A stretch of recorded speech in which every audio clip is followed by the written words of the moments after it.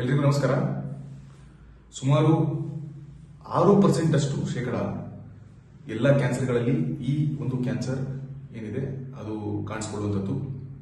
ಅದೇ ರೀತಿ ಕ್ಯಾನ್ಸರ್ಗೆ ಸಂಬಂಧಪಟ್ಟಂತಹ ಸಾವಿನಲ್ಲಿ ಸುಮಾರು 9% ಅಷ್ಟು ಶೇಕಡ ಈ ಕ್ಯಾನ್ಸರ್ ಕಾರಣ. ಯಾವ ಕ್ಯಾನ್ಸರ್ ಬಗ್ಗೆ ನಾನು ಮಾತಾಡ್ತಿದ್ದೇನೆ ಅಂತ ಹೇಳಿದ್ರೆ ಶ್ವಾಸಕೋಶದ ಅಥವಾ ಲಂಗ್ ಕ್ಯಾನ್ಸರ್ ಅಂತ ಏನು ಹೇಳ್ತೇವೆ ಇದರ ಬಗ್ಗೆ ನಾನು ಮಾತಾಡ್ತಾ ಇದ್ದೇನೆ. ಸೊ ಈ ಲಂಗ್ ಕ್ಯಾನ್ಸರ್ಗೆ ಏನ್ ಕಾರಣ, ಅದೇ ರೀತಿ ಇದರಲ್ಲಿ ಏನೆಲ್ಲ ಲಕ್ಷಣಗಳು ಕಾಣಿಸ್ಕೊಳ್ಳುತ್ತೆ, ಹೇಗೆ ನಾವು ಇದನ್ನ ಪ್ರಿವೆಂಟ್ ಮಾಡಬಹುದು. ನೋಡಿ, ಬಂದ್ಬಿಡ್ತು ಅಂತ ಹೇಳಿದ್ರೆ ಅಲ್ಲಿ ನಾವು ಮುಂದೆ ಕ್ಯಾನ್ಸರ್ಗೆ ಏನೇನು ಸೂಕ್ತವಾದ ಚಿಕಿತ್ಸೆ ಇರುತ್ತೆ ಅಂತ ತಗೊಳ್ಳೇಬೇಕು.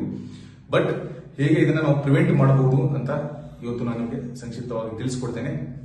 ಮೊದಲನೇದಾಗಿ ಈ ಲಂಗ್ ಕ್ಯಾನ್ಸರ್ ಅಂತ ಏನ್ ಹೇಳ್ತೇವೆ ಇದಕ್ಕೆ ಕಾರಣ ಏನಪ್ಪಾ ಅಂತ ಹೇಳಿದ್ರೆ, ಲಂಗ್ ಅಂದ್ರೆ ನಮ್ಮ ಶ್ವಾಸಕೋಶ ಅಂತ ಏನ್ ಹೇಳ್ತೇವೆ, ಸ್ಮೋಕಿಂಗ್, ಅದರಲ್ಲೂ ಏನು ಟೊಬ್ಯಾಕೋ ಇರುತ್ತೆ ಅಥವಾ ವೆರೈಟಿ ಆಫ್ ಡ್ರಗ್ಸ್ ಇರುತ್ತೆ, ಅದನ್ನ ನಾವು ಸ್ಮೋಕ್ ಏನೇನು ಮಾಡ್ತಾ ಇದ್ರೆ ಅಥವಾ ಸ್ಮೋಕಿಂಗ್ ಮಾಡ್ತಾ ಇದ್ರೆ ನಂಬರ್ 1 ಕಾರಣ ಇದೆ ಲಂಗ್ ಕ್ಯಾನ್ಸರ್ಗೆ.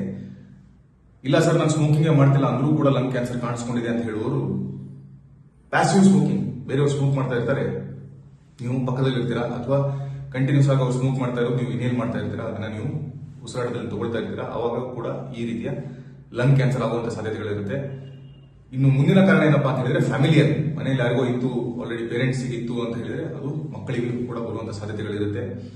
ಸೊ ಇದಲ್ಲದೆ ಕೆಲವೊಂದು ಟಾಕ್ಸಿನ್ಸ್, ಕೆಲವೊಂದು ತುಂಬಾ ಕೆಮಿಕಲ್ಸ್ ಗಳನ್ನ ನಾವು ಇನ್ಹೇಲ್ ಮಾಡೋದಾಗ್ಲಿ, ಈ ಕೆಮಿಕಲ್ಸ್ ಗಳು ನಮ್ಮ ಪೊಲ್ಯೂಷನ್ ನಲ್ಲಿ ಇರಬಹುದು, ವಾಯು ಮಾಲಿನ್ಯ ಆಗಿರುವಂತಹ ಪೊಲ್ಯೂಷನ್ ಅಲ್ಲಿ ಇರಬಹುದು, ನಮ್ಮ ದಿನನಿತ್ಯದ ಒಂದು ಏನೆಲ್ಲ ವಸ್ತುಗಳನ್ನ ಉಪಯೋಗಿಸ್ತೇವೆ ನಾವು ಅದರಲ್ಲಿ ಇರಬಹುದು, ಮೇಕಪ್ ನಲ್ಲಿ ಇರಬಹುದು, ಅಥವಾ ನಾವು ಯಾವ್ದಾದ್ರು ಫ್ಯಾಕ್ಟರಿ ಹತ್ರ ಮನೆಯಲ್ಲಿದ್ದೇವೆ ಅಥವಾ ಫ್ಯಾಕ್ಟರಿ ಕೆಲಸದಲ್ಲಿದ್ದೇವೆ ಅಂತ ಹೇಳಿದ್ರೆ ಅಂತ ಸಂದರ್ಭದಲ್ಲಿ ಅಲ್ಲಿ ಉತ್ಪತ್ತಿ ಆಗ್ತಿರುವಂತಹ ಈ ಒಂದು ಗ್ಯಾಸ್ ಏನಿರುತ್ತೆ ಅದನ್ನ ಇನ್ಹೇಲ್ ಮಾಡಿರೋದಿರಬಹುದು, ಇದೆಲ್ಲ ಕೂಡ ಕಾರಣ ಆಗಬಹುದು. ಇನ್ನು ಲಂಗ್ ಕ್ಯಾನ್ಸರ್ಗೆ ಲಂಗ್ ಕ್ಯಾನ್ಸರ್ ಆದ್ರೆ ಏನೆಲ್ಲ ಲಕ್ಷಣಗಳು ಕಾಣಿಸ್ಕೊಳ್ತೇವೆ ಸರ್ ಅಂತ ಕೇಳಿದ್ರೆ, ಕಂಟಿನ್ಯೂಸ್ ಆಗಿ ಕೆಮ್ಮು ಬರ್ತಾ ಇರುತ್ತೆ, ಕೆಮ್ಮಿನಲ್ಲಿ ಸ್ವಲ್ಪ ರಕ್ತ ಕಾಣಿಸ್ಕೊಳ್ಬಹುದು, ಕೆಮ್ಮಿನಲ್ಲಿ ಕಫ ಬಂದ್ಬಿಟ್ಟು ಕಫದಲ್ಲಿ ರಕ್ತ ಕಾಣಿಸ್ಕೊಳ್ಬಹುದು, ಅದೇ ರೀತಿ ತುಂಬಾ ತೂಕ ಕಡಿಮೆ ಆಗಬಹುದು, ತುಂಬಾ ಹಸಿವಾದಾಗ ಅನಿಸ್ತಾ ಇರುತ್ತೆ, ಸ್ವಲ್ಪ ತಿಂದ್ರೆ ಹೊಟ್ಟೆ ತುಂಬಿಡುತ್ತೆ, ಸೊ ಅದರಿಂದನೇ ತೂಕ ಕಡಿಮೆ ಆಗ್ಲಿಕ್ಕೆ ಶುರು ಆಗುತ್ತೆ. ಅದೇ ರೀತಿ ಉಸಿರಾಟದ ತೊಂದರೆ ಆಗಬಹುದು, ಉಸಿರಾಟದಲ್ಲಿ ಶಬ್ದ ಬರ್ತಾ ಇರಬಹುದು, ಸ್ವಲ್ಪ ನಡೆದು ಬಿಟ್ರೆ ಸುಸ್ತಾದಂಗಾಗಿ ಉಸಿರಾಟದಲ್ಲಿ ತೊಂದರೆ ಆಗುವಂಥದ್ದು, ಬ್ರೆತ್ಲೆಸ್ನೆಸ್ ಅಂತ ಹೇಳ್ತೇವೆ, ಇದೆಲ್ಲ ಕೂಡ ಲಂಗ್ ಕ್ಯಾನ್ಸರ್ ನಲ್ಲಿ ಕಾಣಿಸಿಕೊಳ್ಳಬಹುದಾದಂತಹ ಲಕ್ಷಣಗಳು. ಹೇಗೆ ಸರ್ ಇದನ್ನ ಡಯಾಗ್ನೋಸ್ ಮಾಡಬಹುದು ಅಂತ ಹೇಳಿದ್ರೆ, ಹಲವಾರು ಬ್ಲಡ್ ಟೆಸ್ಟ್ ಆಗಬಹುದು, ಕಫ ಪರೀಕ್ಷೆ ಆಗಬಹುದು, CT ಸ್ಕ್ಯಾನ್ ಆಗಬಹುದು ನಮ್ಮ ಥೊರಾಕ್ಸ್ ರೀಜನ್ದು, ಅದೇ ರೀತಿ ಎಕ್ಸ್ರೇ ಆಗಬಹುದು, ಅದರಲ್ಲಿ ನಾವು ಇದನ್ನ ಡಯಾಗ್ನೋಸ್ ಮಾಡಬಹುದು. ಹೇಗೆ ಸರ್ ಇದನ್ನ ಪರಿಹಾರ ಮಾಡಬಹುದು ಅಂತ ಕೇಳಿದ್ರೆ, ಮೊದಲನೇದಾಗಿ ಸ್ಮೋಕಿಂಗ್, ಸಿಗರೇಟ್, ಬೀಡಿ, ಏನೇನು ಸ್ಮೋಕಿಂಗ್ ಇರುತ್ತೆ, ತಂಬಾಕಿರುವಂತಹ ಪದಾರ್ಥಗಳು, ಇದನ್ನ ನಾವು ಬಿಡಲೇಬೇಕು. ಅದು ನಾವೇ ಸ್ಮೋಕ್ ಮಾಡ್ತಿರುವಂತದ್ದು ಇರಬಹುದು ಅಥವಾ ಸ್ಮೋಕ್ ಮಾಡಿರೋದನ್ನ ನಾವು ಉಸಿರಾಟದಲ್ಲಿ ತಗೊಳ್ಳೋದು, ಏನು ಪ್ಯಾಸಿವ್ ಸ್ಮೋಕಿಂಗ್ ಅಂತ ಹೇಳ್ತೇವೆ, ಅದು ಕೂಡ ಇರಬಹುದು.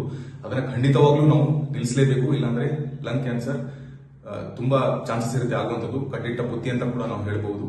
ಸೊ ಇದು ಮೊದಲನೇದು. ಎರಡನೇದು, ನಾವು ಅಂತಹ ಗ್ಯಾಸ್ಗೆ ಎಕ್ಸ್ಪೋಸ್ ಆಗ್ತಾ ಇದ್ದೇವೆ, ಪೊಲ್ಯೂಷನ್ ಎಕ್ಸ್ಪೋಸ್ ಆಗ್ತಿದ್ದೇವೆ ಅಂತ ಹೇಳಿದ್ರೆ ಅಂತ ಸಂದರ್ಭದಲ್ಲಿ ನಾವು ಮುಖಕ್ಕೆ ಮಾಸ್ಕ್ ಹಾಕೊಂಡು ಹೋಗುವಂಥದ್ದು ಅಥವಾ ಫ್ರೀಕ್ವೆಂಟ್ ಆಗಿ ನಾವು ಪರೀಕ್ಷೆಗಳನ್ನ ಮಾಡಿಸಿಕೊಳ್ಳುವಂಥದ್ದನ್ನ ಮಾಡ್ತಾ ಇದ್ರೆ ತುಂಬಾ ಒಳ್ಳೆಯದು. ಸೊ ಇದು ಲಂಗ್ ಕ್ಯಾನ್ಸರ್ ಅಥವಾ ಶ್ವಾಸಕೋಶದ ಬಗ್ಗೆ, ಕೋಶದ ಕ್ಯಾನ್ಸರ್ ಬಗ್ಗೆ ನಾನು ನಿಮಗೆ ಸಂಕ್ಷಿಪ್ತವಾಗಿ ಮಾಹಿತಿ ಕೊಟ್ಟಿದ್ದೇನೆ. ಧನ್ಯವಾದಗಳು.